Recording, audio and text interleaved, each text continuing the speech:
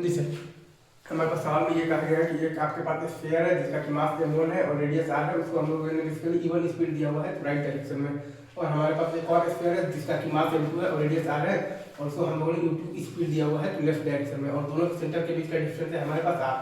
तो sine theta बराबर है हमारे पास r/2r। ठीक है, ऑब्लिक कोलिजन से, ऑब्लिक कोलिजन ये इसलिए है क्योंकि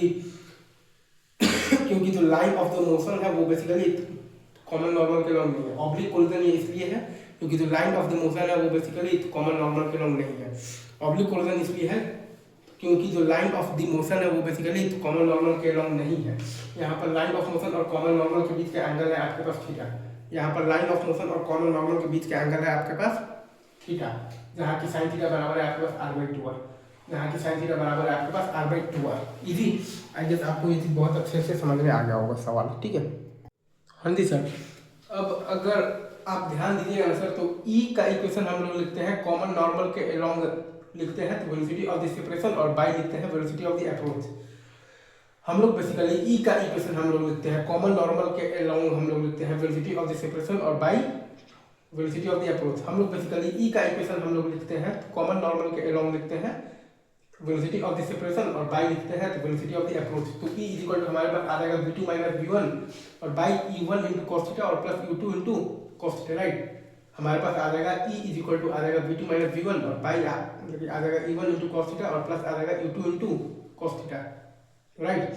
हमारे पास आ जाएगा E इज इक्वल टू आ जाएगा तो v2 माइनस v1 और बाई आ जाएगा E1 इंटू कॉस थीटा और प्लस आ जाएगा U2 इंटू कॉस थीटा।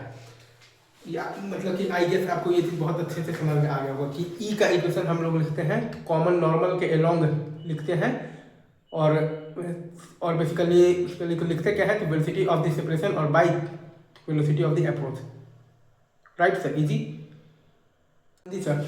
अगर आप m1 और m2 इन दोनों को अगर आप एक सिस्टम मानिएगा तो पूरे सिस्टम पर कॉमन नॉर्मल के अलोंग कोई भी एक्सटर्नल इंपल्सिव फोर्स नहीं है। मतलब कि m1 और m2 के सिस्टम पर कॉमन नॉर्मल के अलोंग कोई भी एक्सटर्नल इंपल्सिव फोर्स नहीं है। मतलब कि m1 और m2 के सिस्टम पर कॉमन नॉर्मल के अलोंग कोई भी एक्सटर्नल इंपल्सिव फोर्स नहीं है। मतलब कि m1 और m2 के सिस्टम पर कॉमन नॉर्मल के अलोंग कोई भी एक्सटर्नल इंपल्सिव फोर्स नहीं है।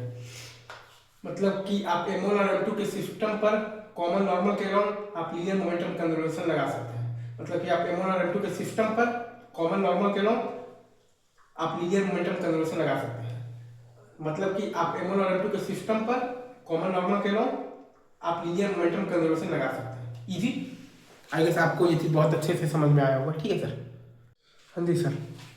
तो वही काम हमने यहाँ पर किया है। तो हमारे पास आया है basically m1 into E1 into cos theta minus m2 into U2 into cos theta और बराबर है हमारे पास m1 इंटू V1 और प्लस है हमारे पास m2 इंटू V2। तो वही काम हमने यहाँ पर किया है। तो हमारे पास आया है basically m1 into E1 into cos theta minus m2 into U2 into cos theta और बराबर है हमारे पास m1 इंटू V1 और प्लस है हमारे पास m2 इंटू V2। तो वही काम हम लोगों ने किया है। तो हमारे पास आया है m1 into E1 into cos theta और minus m2 into U2 into cos theta और बराबर है हमारे पास m1 इंटू V1 प्लस है हमारे पास m2 इंटू V2।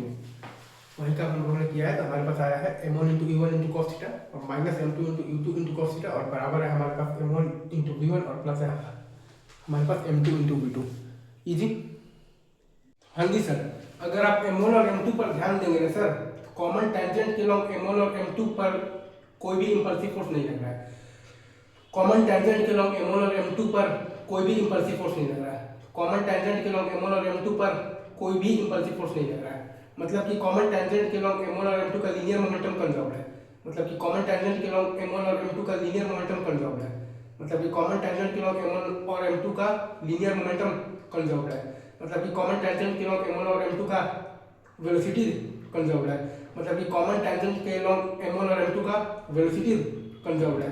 मतलब कि कॉमन टेंजेंट के अलोंग m1 और m2 का वेलोसिटी कंजर्व्ड है। आई गेस आपको ये पूरा कॉन्सेप्ट बहुत अच्छे से समझ में आया होगा, राइट। और वो आप देखिएगा तो है भी सही।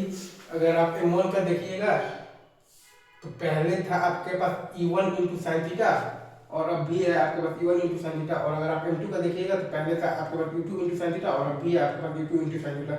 अगर आप m1 का देखिएगा तो पहले था आपके पास E1 इंटू साइन थीटा और अब भी है आपके पास E1 इंटू साइन थीटा।